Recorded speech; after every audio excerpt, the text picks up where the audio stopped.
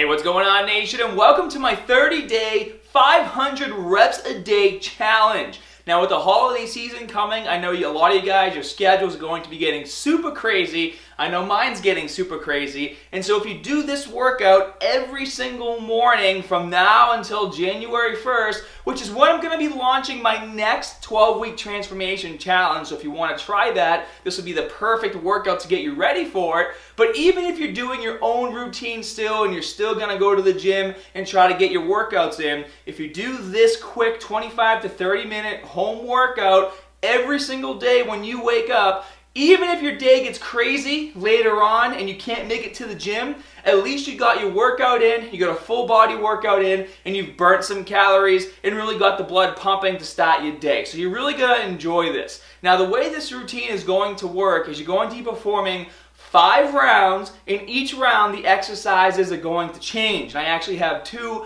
full sets of exercises which I'm going to be going over. Now, as far as reps and sets and rest periods and all of that, the reps are going to change per exercise, and I want you guys resting as little as possible in between every single exercise and round. And as far as sets, there are no sets. You're basically going to complete all 5 exercises, then you're going to take a bit of a rest, and then complete all 5 exercises again, take a bit of a rest, and then you're going to keep going through it as fast as you can. And every time you do this workout, I want you to time yourself, and every time you attempt this workout, try to beat your previous score. And if you do that and you set a goal like this, you're going to train harder and harder every single time you tackle this workout. So let's get started. The first exercise is going to be 10 pull-ups. Now, what I like to use is a doorway pull-up bar. This is called an iron gym, what you're seeing right now. And when you perform your pull-ups, guys, I want you to make sure you're going all the way up and all the way down with every single repetition.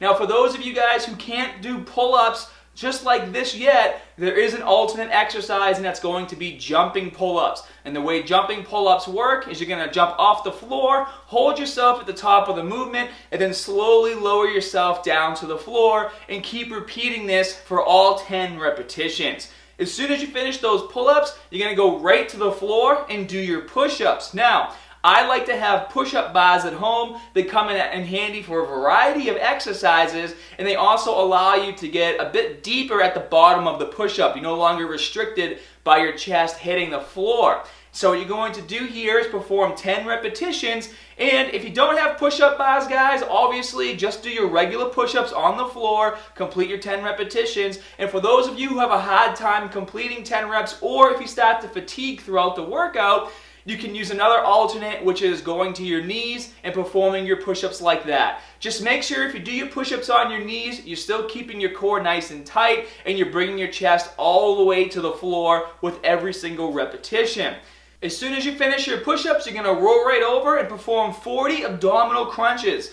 For this exercise, guys, I want you to make sure that you're going all the way up to the top so your chest is touching your thighs or chest is touching your knees. Then when you go back down to the ground, you have to make sure that your shoulder blades touch the ground on every single repetition. I'm doing this exercise on the floor with just my feet on the ground. If you guys want to put your toes underneath something for a bit more stability and support when doing your abdominal crunches, that's totally fine. You can do that as well. The next exercise is going to be 30 air squats. Now, when you do your air squats, guys, it's really important that you make sure you're going all the way down and all the way up on every single repetition. There should be no reason why you would stop halfway when doing an air squat. I like to put my hands behind my head when doing this exercise and dropping my butt completely to the floor before pushing myself back up to the top and repeating for the full 30 repetitions. And the last exercise for round 1, guys, is going to be a handstand push-up. Now, the handstand push-up obviously is a very intense exercise. It's really going to target those shoulders. And if you can't do a handstand push-up, guys, you're going to do an alternate exercise, which is called a pike push-up. And this is very easy. All you need is a table or a chair or just something to put your feet on that's going to basically displace half of your body weight so that you can perform your repetitions and still get the exercise done. As soon as you finish the handstand push-up, you're going to do 5 sets of 10 seconds of a stomach vacuum. This is basically going to be an exercise that instead of you just kind of sitting around and resting and waiting to perform your next round, by doing this, we're going to get a bit of core activation. We're going to start tightening up that midsection, and by the time you finish 5 sets of 10 seconds, you have your strength back to start doing the next round of exercises. And so for the second round of exercises, we're actually going to be doing different movements. So the first exercise is going to be a suspended bicep curl. And to perform this exercise, you're going to go over to the pull-up bar, you're going to hold yourself in the air, keep your core nice and tight, and then begin to lower yourself and then pull yourself into the pull-up bar, performing the same range of motion that you would do for a bicep curl. Now clearly guys, this is a very intense exercise, and if you don't have the upper body strength to do this, there is an alternate. All you have to do is get a towel, wrap it around the pull-up bar, and keep your feet on the floor and perform your repetitions this way. And you can make the exercise less or more intense depending on where you place your feet. So the more forward you place your feet, the more intense it's going to be. The more upright you are, the less intense it's going to be. The next exercise is going to be a dip. Now when performing the dip, all you need once again is a sturdy surface, a table, a chair, a couch, anything that's going to allow you to basically get your butt to the floor on every single repetition.